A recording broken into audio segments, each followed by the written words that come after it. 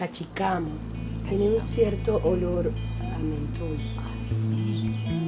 Y aquí lo llaman cachicamo, los viejos de aquí. Entonces cuando vieron que estábamos todos pestosos, se vamos a buscar cachicamo.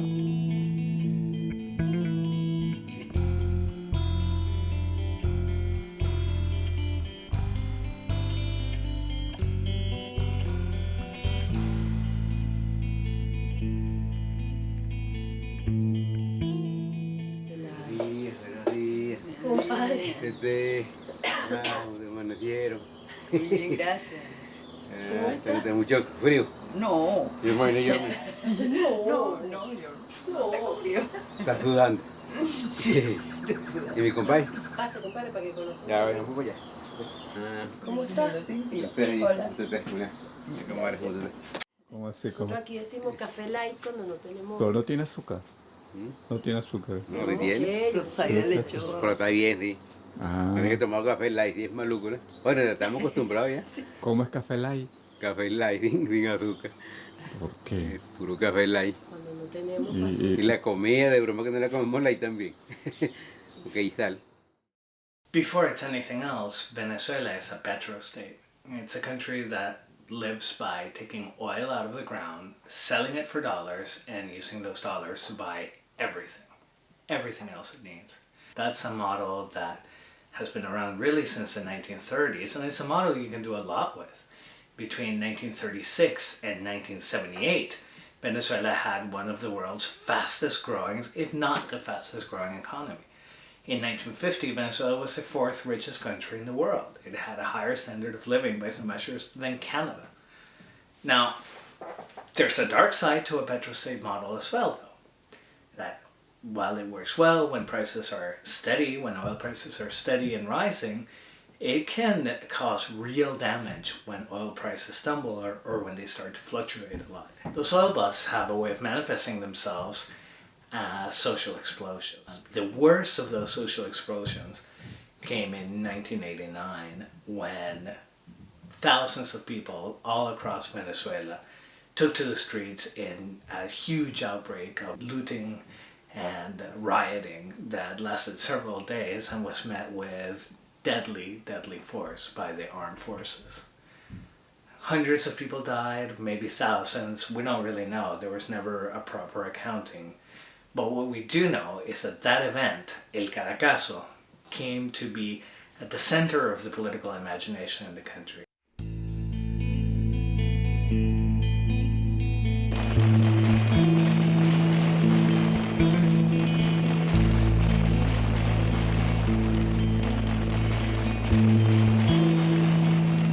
Mi adolescencia fue la típica adolescencia de una reina del barrio. Yo era la reina del barrio, ¿ok? O sea, yo quería, concha, le salió el reloj Watch, último modelo, papá, cómpramelo. O sea, esa era mi vida. Mi vida cambia rotundamente en el Valle después del Caracazo, eso no es mentira. Porque,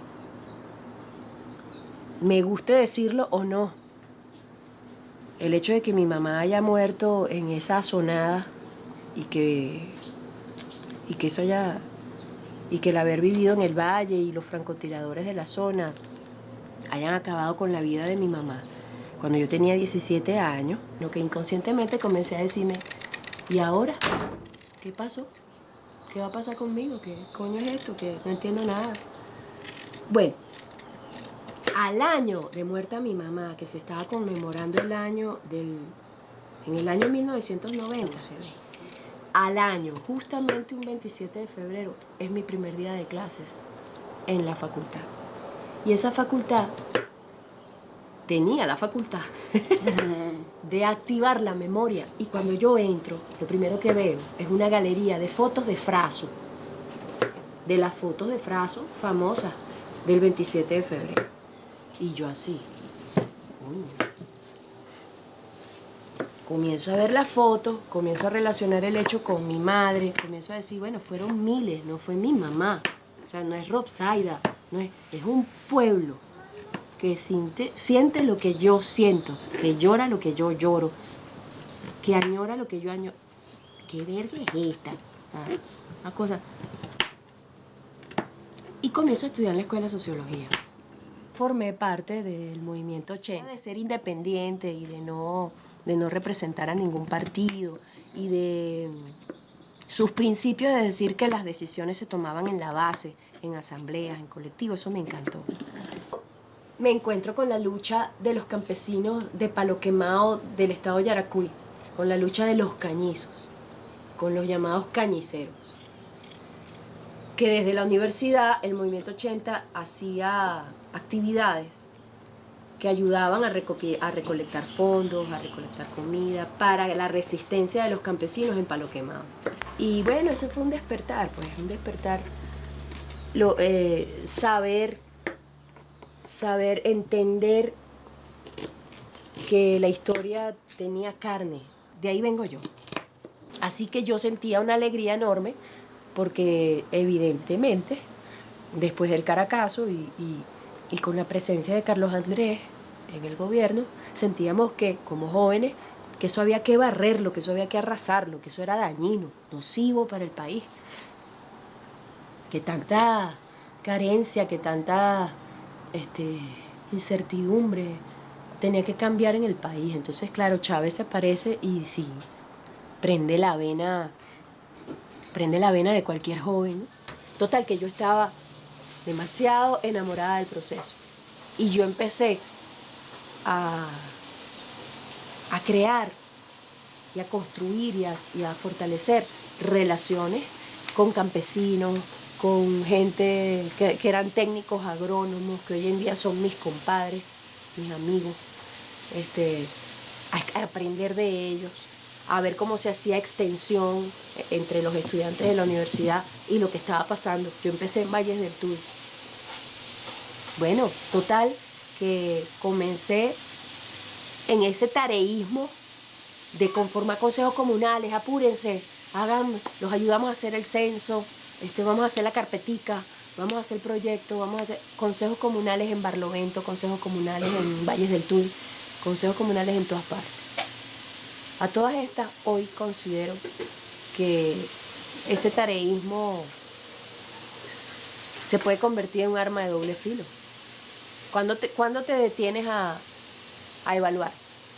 ¿Cuándo te detienes a preguntarte si no estás reproduciendo los mismos errores del Estado burgués?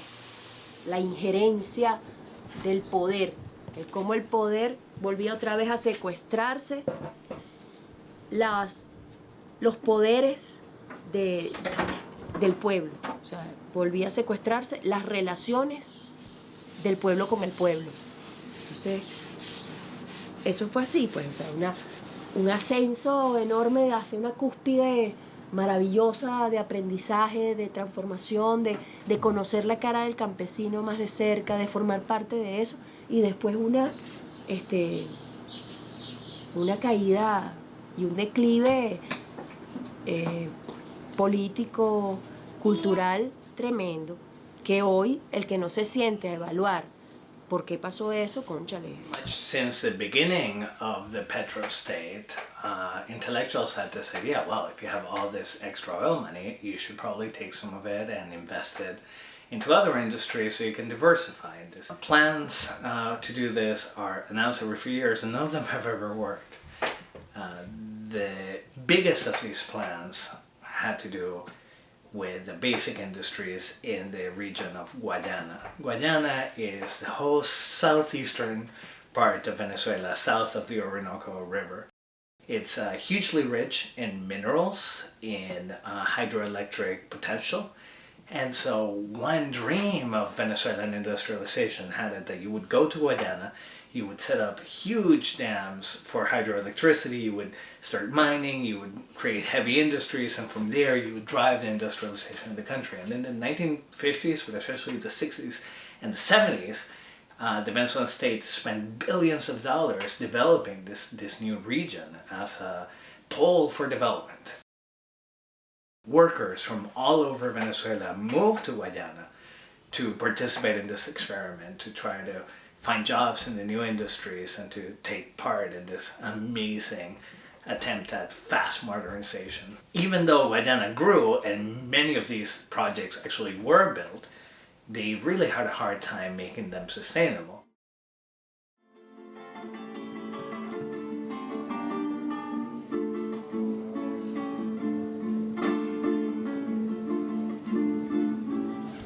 Se firmaron los convenios para taladrar la tierra en Guayana y en la sierra. Mire qué asunto tan serio. Al frente tenemos a CBG Benalún.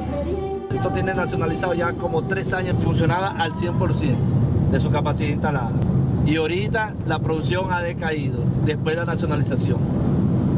¿Por qué? Porque las personas que dirigen, que son parte de este gobierno, no tienen ese sentido de pertenencia, no tienen ese sentido de igualdad y de mezclarse con la clase trabajadora. Agarraron a las empresas básicas de Venezuela y más que todo las empresas básicas del Estado Bolívar para tenerlas como producto del socialismo que quisieron ellos imponer. Lo agarraron para tener beneficios propios. Me da sentimiento ver cómo mi empresa todos los días se deteriora cada día más. ¿Por qué? Por la falta o la desatención que tiene el gobierno nacional aquí para las empresas básicas. El mismo gobierno y la misma gente que yo apoyé en aquel entonces, bueno, fueron los mismos que me armaron, como se hizo un expediente que ustedes conocen, ¿verdad?, para llevarme allí tras de las rejas, donde estuve 17 meses preso, sencillamente por hacer este trabajo, por estar aquí en los portones, por estar defendiendo los intereses de los trabajadores. En los gobiernos anteriores, todas las empresas tenían un pote y le entregaban el 5% de su excedente de producción a la CBG, para que la CBG hiciera estas avenidas, hiciera el alumbrado eléctrico, hacían las placas en el barrio, hacían campos deportivos, hacían viviendas. Y ahorita no llega a la CBG, no llega absolutamente nada. No llega nada porque no hay ningún excedente de producción, no hay ningún excedente. El gobierno quiere polarizar con eso de derecha e izquierda. Quiere decir que ellos son de izquierda, pues, y que el otro sector es de derecha, cuando aquí verdaderamente los sectores políticos no se llega a ese rango de ser derecha, que una derecha son extremos de los extremos. Pero él lo que quiere es polarizar y decir que aquí hay una izquierda, cuando verdaderamente aquí no hay una izquierda. Aquí hay un gobierno militarista, fascista, que persigue las ideas, que las combate con todo lo que tiene a su alcance, con armas, con detención, con represión de todos los tipos. Es decir, que este gobierno no es revolucionario, ni es socialista. En el gobierno de Hugo Chávez Frías ni siquiera alcanzaba ese rango de decir que era nacionalista. Primero porque utiliza una economía de puerto, donde no genera empleo aquí, y las economías de puerto son neoliberales. Los gobiernos que utilizan economía de puerto es neoliberalismo, del salvaje, de paso, del salvaje, porque las negociaciones se hacen en alta mar, los trucks se hacen en alta mar y esos son empresas de maletín. No te genera empleo aquí, hay un deterioro del alto costo de la vida, hay un desabastecimiento increíble, bueno, cosas como esta, pues que aquí en Venezuela jamás se había visto. Yo soy una persona que he sido toda mi vida un activista de la izquierda, en una época militante, en otra época no, pero nunca he dejado de estar en esa posición política. De hecho, sigo estando en esa posición política. Y contra lo que la propaganda dice, la mayor parte de la izquierda moderna y democrática venezolana, la inmensa mayoría es opositora al gobierno de Chávez. Apoyando a Chávez hay lo que aquí llamamos un pasticho ideológico, es decir, una mezcla donde hay derecha militarista, mucha, y es la que tiene el control del gobierno. Hay sectores de una izquierda vieja, atrasada, de esa que añora a la Unión Soviética o que le gusta el gobierno de Fidel Castro. Y bueno, algunos sectores también los tienen, algunos sectores de izquierda, democráticos, también los hay allí adentro. Pero dentro de la mesa de la unidad, que es la oposición venezolana, el peso de los sectores de izquierda y de centro izquierda es mayoritario, contra lo que dice la propaganda. En la mesa de la unidad no hay ningún grupo de extrema derecha, como dice el gobierno. Falso, ni uno. Es más, en Venezuela nunca hubo extrema derecha, políticamente hablando. Puede haber individuos, personas, pero así, agrupaciones políticas de extrema derecha como en otros países de América o de Europa, nunca existieron. Pertenecemos a una línea política de izquierda, fuimos guerrilleros, contribuimos a que hubiese un cambio, porque ya estaba muy agotado el modelo Adecopey, ya estaba muy agotado. Ese modelo estaba agotado por producto de la corrupción y producto de la desatención a los problemas de la población. Pero con el cambio hacia Chávez, bueno, todo dio un vuelco, todo lo contrario, un giro 100% al revés pues, de las cosas y tenemos el país que tenemos ahorita patas arriba, con una delincuencia desbordada y con todo lo que con los hospitales totalmente desasistidos porque esos módulos barrio adentro, eso no cumple ningún papel en la colectividad.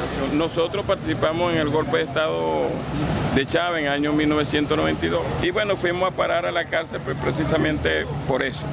Posteriormente salimos en libertad, seguimos en la actividad política y una vez que Chávez asume el gobierno, nosotros comenzamos a hacer oposición por los diagnósticos que hicimos en ese momento. El diagnóstico político que hacíamos era que no es verdad el discurso que sostiene Chávez en aquella época y no es verdad el discurso que sostiene Maduro hoy en día y sus acompañantes de que vivimos o estamos o nos orientamos en la dirección de un país socialista, de un país que se orienta a construir el comunismo, etcétera. Eso no es verdad, eso es una gran estafa, es una gran mentira, eso no es cierto. Y lo podemos determinar por las políticas. Esas políticas están ratificando la política de importación, ¿verdad? Y eso es uno de los problemas que tiene el país, que tenemos los venezolanos hoy en día. Por eso precisamente es el desabastecimiento y el problema con los dólares. Esa gran caudal de riqueza no se transforma en capital. Simplemente se recibe el dinero y bueno, y se desarrolla una política de importación, pero no se construye capital, no se construyen nuevas empresas, no hay una diversificación de la economía y eso tiene el país en el suelo. Más que eso, lo que ha ocurrido es una tendencia regresiva en el sentido que nosotros como país digamos que podíamos o producíamos un café en excelentes condiciones para todo el país, para el consumo nacional. Se producía el azúcar para consumo nacional, las caraotas, el arroz, la leche, la carne, todo ese tipo de producción se producía en este país y hoy en día eso no ocurre así, hoy en día eso es importado y desde luego es una política de carácter regresiva. Todo nuestro Estado venezolano, todas las industrias, o sea, que maneja el gobierno y aún las que no manejaba y las que fueron rescatadas supuestamente por ellos, por el gobierno, lo que hicieron fue deteriorarlas y llevarlas a la quiebra. O sea, tenemos la situación de PDVSA, tenemos la situación de lo que es Sidol, tenemos situación de Bauxilum, de Benalum, de Alcázar, de Ferrominera, de Carbonorca. O sea, tenemos una situación que podemos nombrarla a lo largo y ancho de nuestro país, donde no es, o sea, un sabotaje, no es, como se dice, que los trabajadores o el grupo de la derecha, no, sencillamente son ellos mismos que se están saboteando porque la falta de visión que tienen, porque nunca se identificaron con lo que es la gobernabilidad, se identificaron fue con el negocio personal de sus grupos y dejaron abandonadas a las empresas y estas empresas que necesitaban que se les invirtiera, en vez, o sea, de invertirle aún, escuchen esto, aún con lo que la empresa generaba para que fuera invertida, ese dinero también se lo agarraron. O sea, ¿qué quiere decir? O sea, que las empresas subsistieron gracias a Dios, pues. ¿Por qué? Porque la desangraron totalmente. Una persona acaba la fría y dime tú cómo quieres que yo sonría si la democracia se volvió pura mentira. Tú ves como todo rima, ya estamos cansados de que sacó las que dan la vuelta de la esquina. Pana, esto es increíble, de verdad. O sea, no tienen plata para medicina, no tienen plata para comida, pero sí para las bombas lacrimógenas. Yo soy deportista, pido una cancha, bro, y lo que recibo es pura bomba lacrimógena. Estamos viviendo desde la elección del presidente Maduro lo que algunos definen como una crisis política yo estaría de acuerdo en que se ha abierto una crisis política en Venezuela. El Estado venezolano en la Constitución de 99 es una combinación de democracia representativa liberal con democracia directa y con instituciones de democracia participativa, ¿no? El presidente Chávez en el segundo gobierno comenzó ya a destruir la parte de la democracia representativa para quedarse nada más con los mecanismos de democracia directa y con instituciones de democracia participativa, y esa forma de Estado, que no es el Estado de la Constitución, él lo llamó Estado comunal. Ese es un Estado no liberal, es un Estado que se parece más a los estados socialistas del siglo XX, al modelo cubano, al modelo soviético, en el cual prácticamente no hay sufragio universal, directo y secreto, no hay independencia y autonomía de los poderes públicos, el Estado comunal no tiene pluralismo político. Para uno poder ser reconocido por el Estado comunal, por el Consejo Comunal o la comuna, tiene que profesar el socialismo del siglo XXI. Eso lo dice la ley. Sin embargo, esas fueron leyes que se aprobaron sin consultar a la población. Fueron aprobadas por el presidente Chávez a través de leyes habilitantes y de leyes que pasaron por el Congreso. La Constitución dice que todas las leyes en Venezuela deben ser consultadas con el pueblo. Eso lo dice la Constitución del 99 y sin embargo la mayoría de esas leyes no fueron consultadas e incluso algunas ni siquiera fueron discutidas en la Asamblea Nacional, simplemente pues fueron aprobadas por decreto o a través de las leyes habilitantes.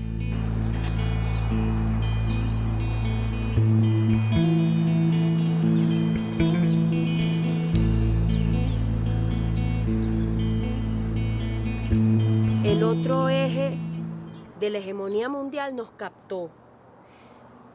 Mira, el 13 de abril del 2002, cuando Chávez regresa del secuestro, unos meses más tarde dice, ya sé, lo que estamos construyendo es el socialismo del siglo XXI, porque es un socialismo diferente. No sé qué.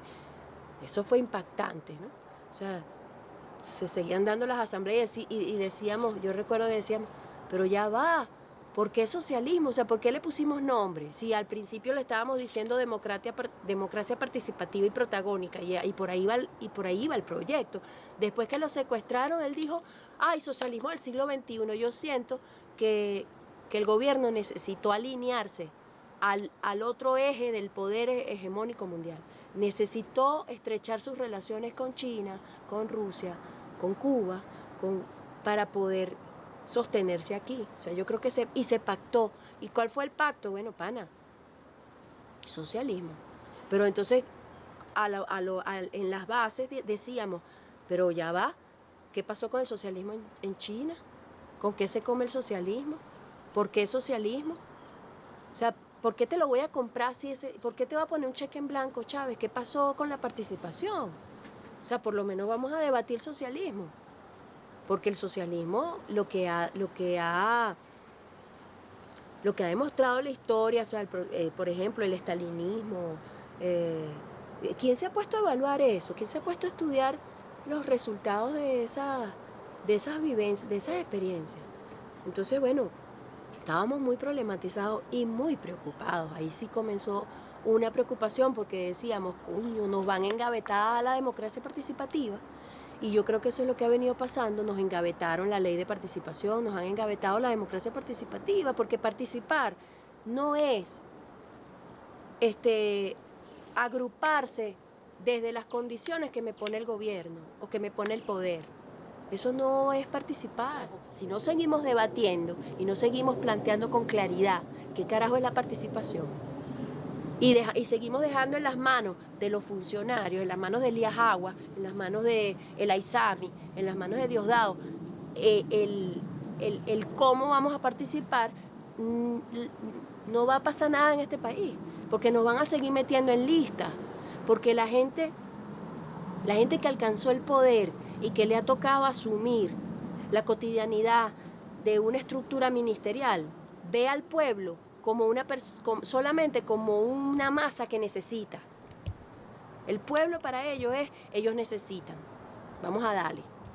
Ellos necesitan educación, ellos necesitan salud, ellos necesitan... Pero coño, ¿dónde están los poderes creadores del pueblo? Ahorita que se fue a pique el barril de petróleo y que las empresas de maletín se llevaron una cantidad de millones y que la Odebrecht también agarró dinero de proyectos para mojarle la mano a los lobistas chavistas y no chavistas, porque la oposición también chupó de ahí. Ahora que hay hambre, ahora tú ves la agricultura urbana, pero me lo estás aplicando cuando ya no pudiste hacer más nada a punta de realazo. Pero vamos a estar claros, tu política era a punta de realazo. El gobierno de Maduro es un gobierno de derecha, de extrema derecha, porque beneficia a los que están mejor, tanto política como económicamente. Y económicamente no porque han trabajado ni siquiera, sino porque han robado mucho. Mantiene una situación tan bizarra que de manera totalmente artificial regala grandes cantidades de dinero a los corruptos y pecha por la vía del impuesto inflacionario, el nivel de vida, las condiciones de trabajo, etcétera, pecha al resto de la población, en particular a los trabajadores. Es un gobierno contra los trabajadores.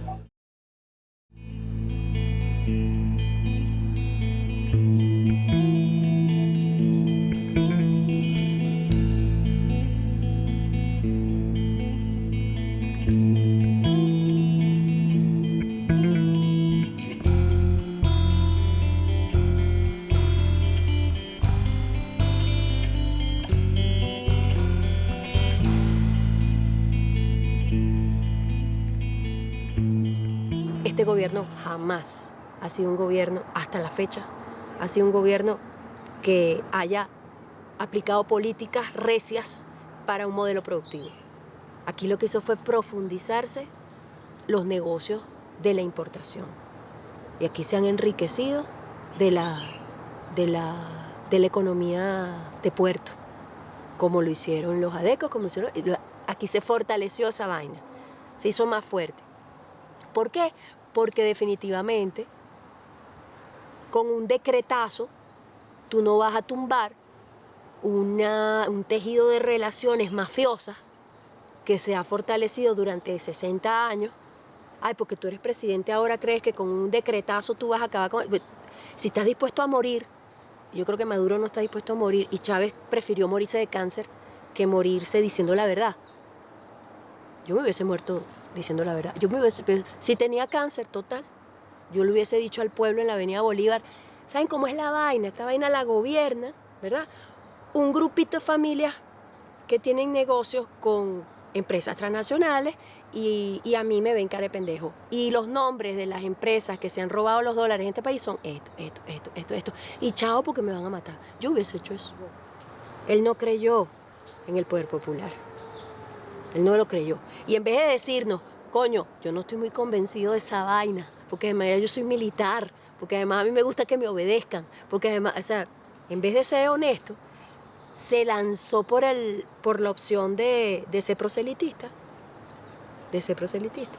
Pero realmente Chávez no creyó, porque mira, te doy un ejemplo. Cuando se empezó a dar, después del 2002, que Chávez dijo, vamos, todo el mundo para su casa, a verme por televisión, a los presidentes. Y empezó ese coñazo de ministros como focas, eso es famoso, las focas del aló presidente. El coñazo de ministros aplaudiendo 2 horas de programación, 4 horas de programación. Ese Chávez, nunca dijo, vamos a escuchar qué me dice cualquier doña de los consejos comunales. Él no se planteó que las cámaras de los medios podían servir de escuela para la patria esa que él soñaba. Él no se planteó eso. Él le tuvo miedo a que alguien dijera, Barrio Adentro no está funcionando en la parroquia tal, porque los médicos cubanos son unos coño madre que se están cogiendo las carajitas.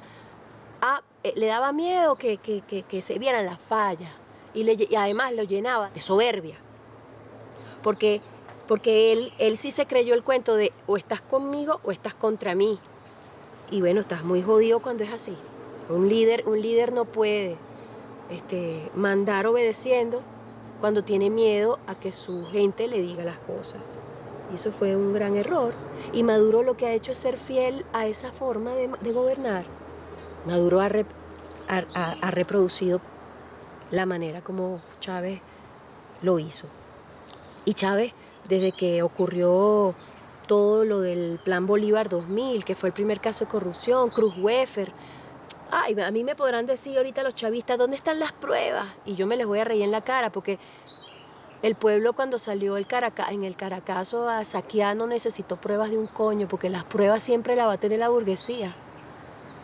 Las pruebas son vergas de la burguesía. El Tribunal Supremo es una cosa inventada por la burguesía. Nosotros nunca vamos a tener pruebas de que la ISAMI es narcotraficante. Pero la forma de cómo viven nuestros gobernantes de hoy nos dan muchas señales de que son cualquier verga, pero socialistas no son. Es que empezó a acumular mucho dinero de manera privada a través del Estado, ¿no? En concesiones con empresas privadas nacionales. Fundaron nuevas empresas, que es lo que la gente llama coloquialmente la boliburguesía, muchos contratos con transnacionales. Entonces, y eso les permitió acumular una gran masa de dinero, de dólares, que provenientes de la renta petrolera, que muchos de ellos, bueno, están en el exterior actualmente en base a cifras de investigación de un grupo de investigación de Marea. Se ha determinado que ha habido un desfalco en 12 años, nada más hasta el 2012, ni siquiera se cuentan los últimos años, los últimos 4 años. Nada más hasta el 2012 había un desfalco de 475.000 millones de dólares. Bueno, fueron acumulando mucho poder y cercenando esa participación popular, sobre todo criminalizando la crítica, atropellando a aquellos dirigentes y organizaciones que alzaran su voz, tuvieran propuestas, engavetando proyectos comunitarios de las distintas organizaciones populares en las distintas instituciones y siempre buscando un beneficio o una comisión con alguna empresa privada o transnacional. En los últimos años de Chávez hubo un deterioro pronunciado, eso se evidenció en los últimos resultados electorales de Chávez, ¿no? Que obtuvo el menor, ¿cómo decirlo así?, la menor diferencia porcentual con respecto a su oponente. Representaba una crisis, o sea, una crítica concreta por parte de la gente que venía molesta con el tema de la corrupción, la burocratización, la ineficiencia, etcétera, por parte de los dirigentes del gobierno. Y todos esos vicios de burocratismo y corrupción se acentúan y es la dinámica que estamos viendo hoy actualmente, ¿no? Con la bajada de los precios del petróleo, con la incesante corrupción, con a pesar de la crisis todavía se mantiene la fuga de capitales, bueno, está dando una crisis hoy que rompe con todo el rumbo de democracia constituyente y soberanía que se expresaba en el proceso y que lamentablemente el gobierno actual está matando esas conquistas, porque realmente las está matando. Tengo hermanos míos que dicen eso, que con el gobierno de Maduro estamos más cerca de un poder del proletariado. Como ellos son marxistas, ellos tienen esperanza de que, bueno, esto es mejor que cualquier otra cosa. Esa es la vertiente de izquierda que yo digo que es la que yo no pertenezco a esa. No pertenezco a esa, pero yo no me permito romper el diálogo con esa vertiente y con esos hermanos. Porque es que no se trata de que ya yo dilucidé la verdad y listo, y ya tengo en mi mente resuelta hacia dónde va el país. Y bueno, y los demás son los brutos que no. O sea, yo estoy restiada por la construcción colectiva. Y esa construcción va a ser diversa. Yo lo voy a ver de una manera, de repente para mí el trabajo es cultural y no es ideológico, pero de repente para un hermano mío es ideológico, ¿verdad? Porque lo ideológico es cultural para él. Yo quiero ese diálogo, porque sin ese diálogo no hay participación, no hay democracia. Al punto de hoy podemos reconocer, para mí es un balance crítico porque en su momento significaron un mecanismo de distribución de la renta de manera social y hoy son simplemente aparatos completamente vacíos justamente por la disminución y la volatilidad de la renta y que más bien se está siendo utilizado para raspar la olla de los diferentes responsables en altos niveles, incluso en medianos niveles. Y yo creo también que es necesario transformar esa idea de distribución o repartición de nuestra riqueza petrolera de manera clientelar, porque es algo que se ha hecho históricamente con el petróleo, desde Gómez hasta con Chávez. Lo único que hemos profundizado es nuestra dependencia a la renta petrolera. Y sobre todo en el completo fracaso que ha significado el desarrollo de la diversidad productiva. Hoy más que antes dependemos del petróleo, y hoy más que antes la gente más, digamos, más desfavorecida por la situación económica está siendo afectada y se ve obligada a depender de lo que le da el gobierno. Entonces, y eso el gobierno lo aprovecha, el CLAP es parte de eso, o sea, que además viene de un diagnóstico errado, ¿no? Que es supuestamente que el problema alimenticio es un problema de distribución. No, hablamos anteriormente que es un problema económico muy grave, la incapacidad de producir nuestros propios alimentos, el problema de la disminución del precio del petróleo, la fuga de capitales. Todo eso se conjuga en el hecho de que los importadores no importan la comida y no producimos nada. Entonces, ¿qué es lo que espera que haya para comer? Además de esta situación de crisis económica, sumada con la permanencia de una situación de conflictividad social, tenemos que desde el pasado 13 de mayo el presidente Nicolás Maduro ha promovido un decreto de estado de excepción y emergencia económica, con el que a nuestro juicio, en el juicio de Provea, se ha interrumpido el hilo constitucional en Venezuela y el gobierno ha aumentado el desvío autoritario para situarse en una situación de no democracia. Este decreto de estado de excepción ha creado unos nuevos organismos que se llaman los Comités Locales de Abastecimiento y Producción, los CLAP, que son constituidos por miembros del partido de gobierno, que tienen la labor de recibir los alimentos a precio regulado y distribuirlos directamente casa por casa. Sin embargo, el problema de acceso a los alimentos en Venezuela no es un problema de distribución, es un problema de producción y de difícil disponibilidad de estos alimentos. Entonces, bueno, por muchas razones estos organismos, los CLAP, tienen que decidir a qué familias les distribuyen estas bolsas, que no van a ser distribuidas y no están siendo distribuidas en la cantidad suficiente, a quienes la distribuyen y a quienes no. Y eso, digamos, en la gente en la calle lo está percibiendo como que está agravando el problema.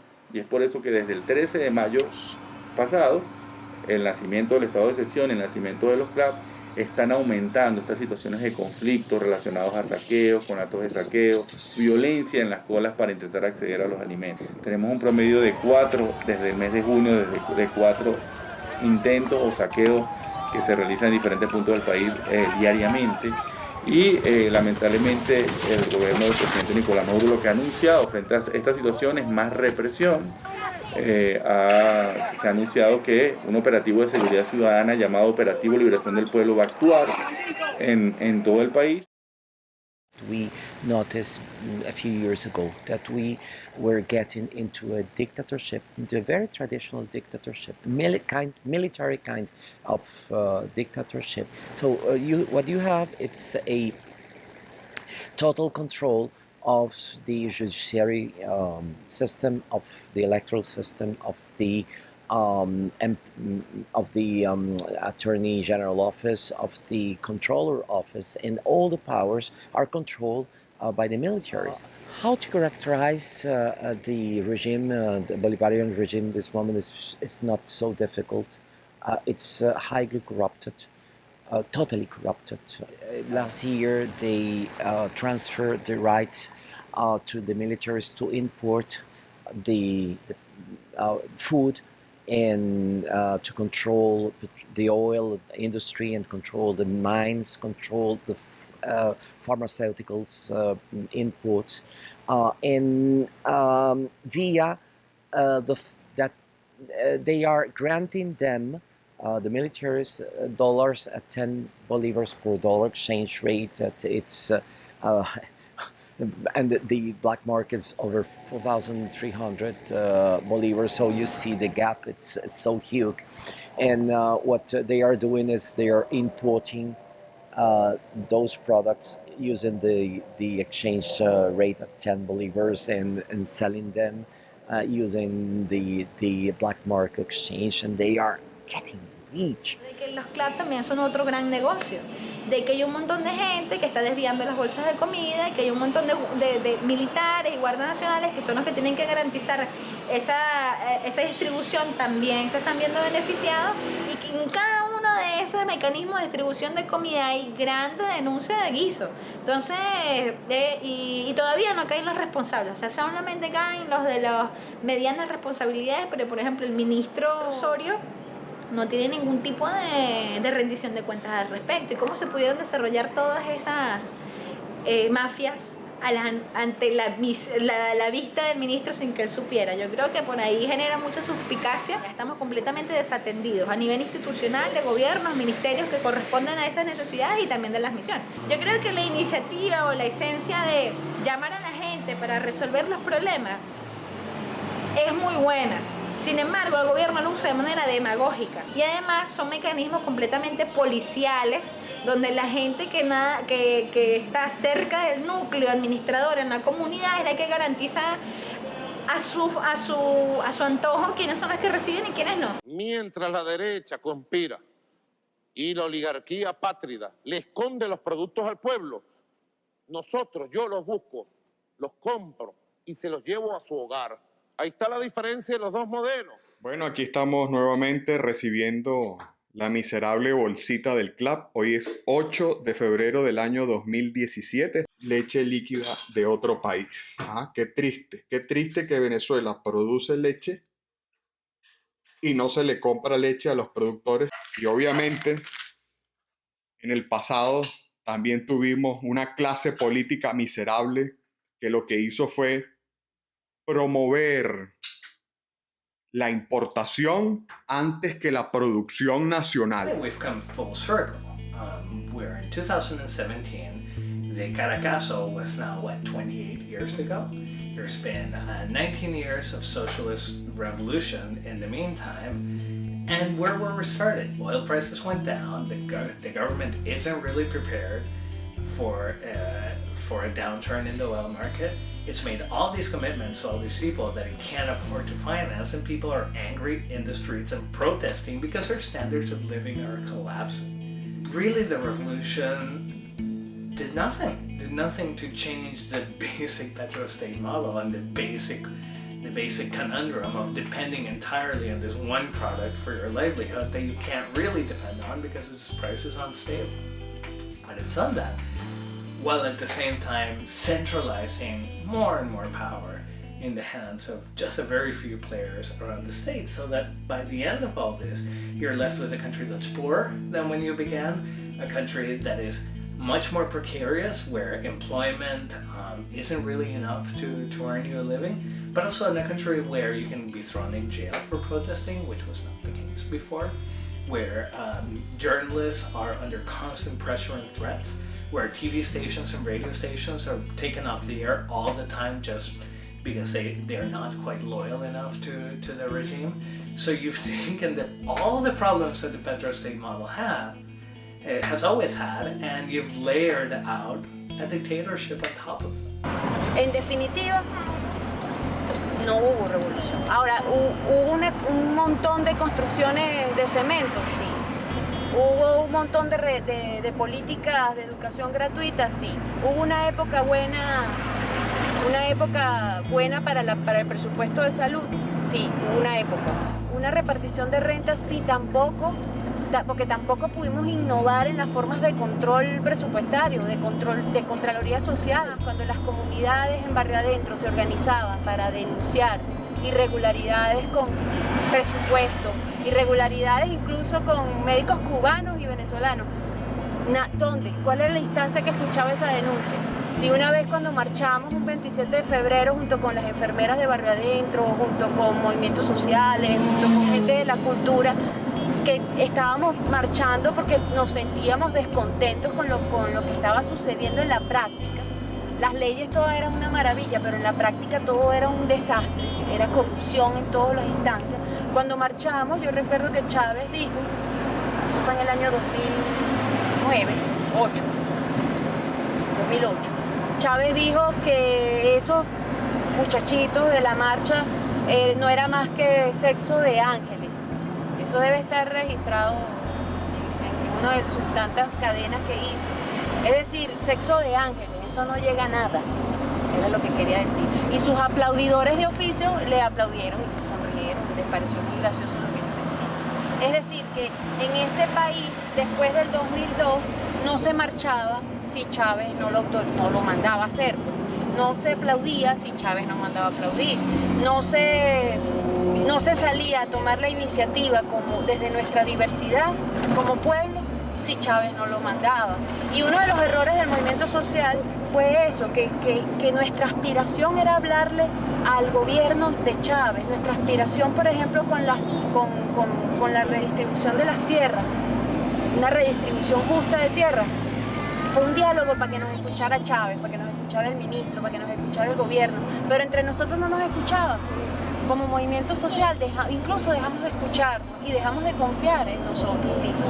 El error fue esperar que en Aló Presidente saliera Chávez diciendo la tierra es de los indios. Cuando Chávez salió diciendo la tierra es de los indios, que también salió un Aló Presidente diciéndolo, toda la movilización social que había en la calle se guardó. Dijeron, ay, listo, ya Chávez lo dijo, viste, está resuelto, vámonos para la casa, ya, listo. Y eso no es así.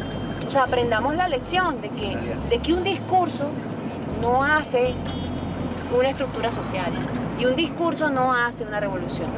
Y Chávez estuvo muy aferrado al discurso y se enfermó por la gran incoherencia en la que se convirtió su poder, en la que se convirtió el poder que él ocupaba y representaba. Ocupaba un poder de un Estado que él quería derrumbar, que no dudo que haya querido desaparecer, pero lo que hizo fue fortalecerlo más. Empezó a ocultar que en su alrededor, desde sus hermanos hasta un montón de militares, cometían actos de corrupción, funcionarios que empezaban a tener automóviles súper caros. Él empezó a ver eso y dijo, y se lo guardó silencio, por el temor de que había una derecha persiguiendo, había una derecha que podía derrotarlos electoralmente, había una derecha que podía, o unas fuerzas armadas que podían dar un golpe. Pero qué peor golpe que el que propio pueblo te vea y ya no te crea. Qué peor golpe que tú tengas que empezar a balbucear un discurso que al final no dice nada, como le pasó a Chávez en los últimos años. Qué peor golpe que un plan de la patria, ¿verdad? Que por un lado te dicen el objetivo número 5 que hay que salvar el planeta y en el objetivo número 2 y el número 3 te dice que lo que viene es ecocidio y extractivismo parejo para que se enriquezca el imperio y las corporaciones las transnacionales. O sea, ¿qué golpe mejor puede haber existido? Ese es el mejor golpe que nos pudimos dar nosotros mismos, los chavistas. Y Chávez, pues creo que adolece la enfermedad es por eso, porque no podía entender lo que estaba pasando, o lo entendió demasiado bien.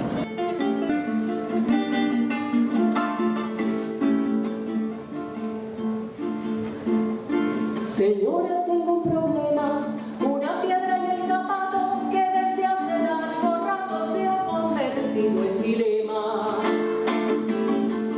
El socialismo es el tema, dicen las declaraciones, pero las contradicciones de los que vienen. Esto es Se alzó el pueblo. Una sola